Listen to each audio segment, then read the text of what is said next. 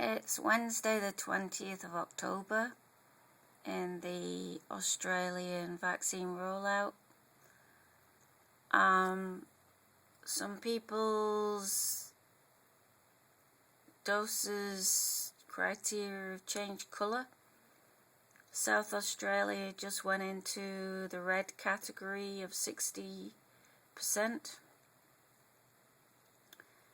overtaking on the ABC chart the Northern Territory as predicted. The vaccine mandates, I think, have had a little bit of an effect on the Northern Territory because I think their first doses went up, but their second doses are quite slow. So that's why South Australia overtook them today.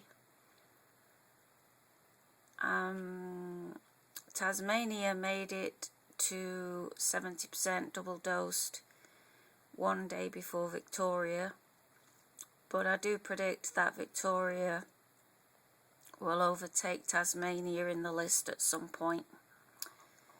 And I had a prediction that the ACT would be at the top.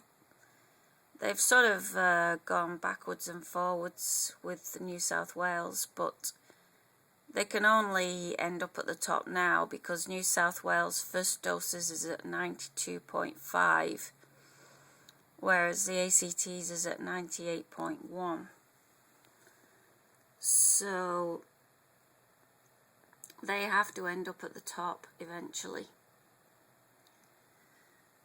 I got a memo, or rather a video from WA. So Mark McGowan is going it alone. I thought he might. I wasn't sure though. I thought that Queensland might force them to go with everybody else, because it looks to me like all the states are going to be open for Christmas.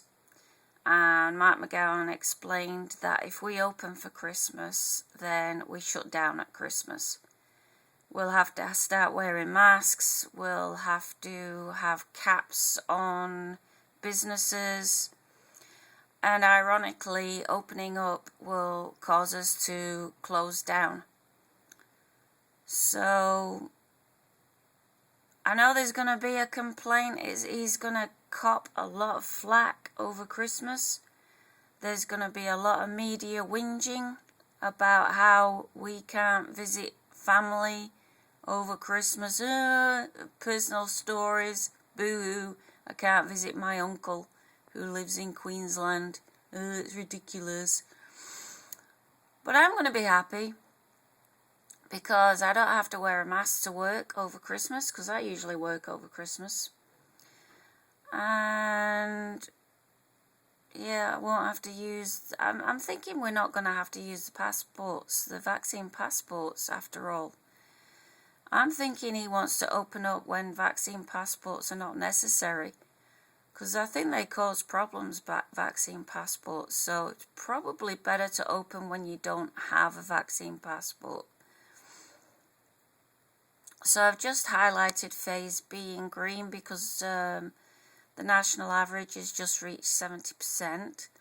And I've highlighted the national average has reached 70%, but 4 states are nowhere near, I've spelt near wrong, that percentage. As you can see, we'd be all orange if we were all at 70%. Did I put orange? Oh yeah. That shouldn't be orange. That should be yellow. Oh my goodie. Yellow. Is that the yellow? That should be yellow. Alright. That looks cheerful now, doesn't it? Okay, so you can see where we're at 70%, where we're at 60%, and where we're at 50%. So we're not far off 60% though. So really, I'd say the nation is at 60%. So because there's so many people in Victoria and New South Wales and not as many people in the other states, it pulls the average figure up to 70%, when actually really you should take the median, which is a more fair rate to look at. New South Wales has opened up permissions to reinterpret, and West Australia are using the over 12s number for their opening. So we'll be at 80%, but it'll be for above 12-year-olds. But I think the 12-year-olds might catch up. So for some reason, they're not as fast uptake as in Victoria and New South Wales, or even the ACT, for some reason. So perhaps it's because we haven't got some programs for getting them vaccinated, because it's really would be really important to get school kids vaccinated, because they spread it as soon as they go back to school. It's been shown in surveys between Scotland and England, where the difference between how much a virus was spreading was because Scotland's schools were on holiday. They weren't open, and England's were, and so England had more cases. I don't know if I've got anything else to say. Under a week, we'll be at 60%. Just over 3 weeks, we'll be at 70%. By then, they'll probably be announcing that we're at 80%, but we won't. And on the 1st of November, things are going to get sticky.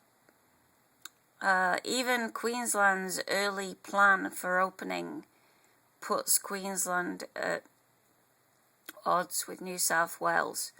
It's already showing in the ACT and Victoria, where because they changed the plan, the other states are not really ready to open up, and that can increase. And basically the ACT are allowed into the regions, which means there's still virus in the ACT, but they can go to the regions now.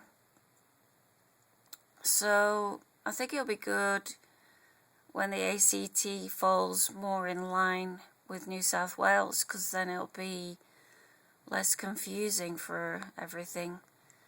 I mean, yeah, basically the ACT, New South Wales, Queensland and Victoria all need to be open to each other.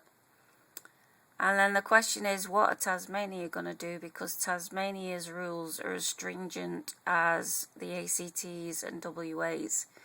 They have, and South Australia used to have stringent rules, but it sounds like they're abandoning that and going with the same way as Queensland.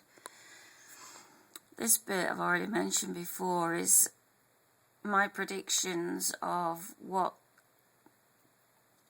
dosage percentage the state will be at when the 1st of November comes, when New South Wales opens to Australian nationals coming back into the country.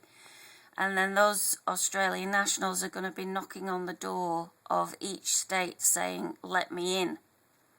And for WA, that's going to cause some big arguments, because he's going to say, if you want to come into WA, you should have quarantined in New South Wales first. And you already knew that you wouldn't be able to get into WA, so what are you doing here? Just be a media stunt. I wouldn't put it past some of these media programs to force someone to come over too early just to get their media coverage.